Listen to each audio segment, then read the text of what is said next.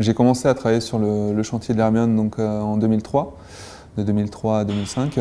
Par la suite, j'ai créé ma petite entreprise de coutellerie d'art et de forge. Donc c'est depuis 2010, fin 2010 en fait, que je suis revenu sur le chantier de l'Hermione pour continuer les pièces de forge. Donc ça c'était ferrure de courbe de Beau.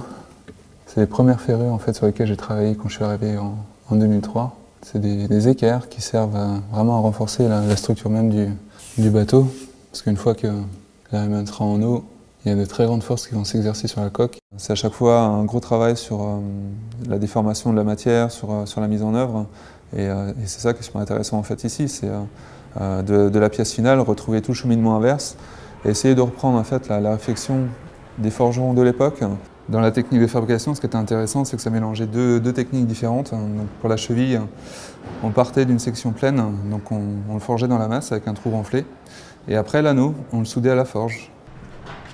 Et à chaque fois, c'est une reprise au marteau, à la bigorne, où on voit la zone de soudure ici, et après la zone qui était froide en fait, se trouve par ici. Il y a très peu d'endroits en fait, où on est amené à forger vraiment 8 heures par jour. Donc forcément, on apprend beaucoup de choses, on apprend très vite, on évolue rapidement. Ce qui est compliqué, c'est pas d'en faire une ou deux, c'est d'arriver à faire la même pièce 10, 15, 20 fois.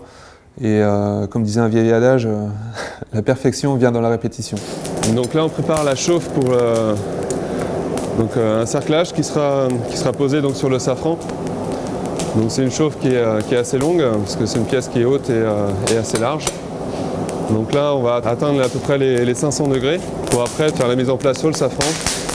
Et quand il sera en place, on va le refroidir à l'eau pour qu'il prenne le rétrain et qu'il soit posé correctement.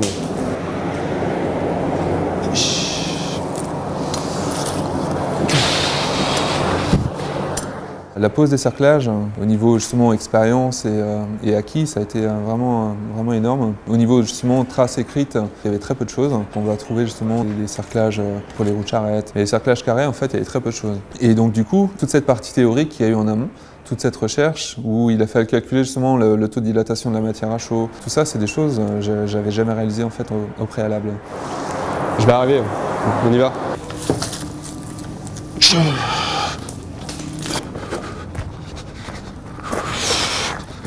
Vous me dites. Attends, j'enlève la pince, vas-y. Vas-y, doucement, doucement.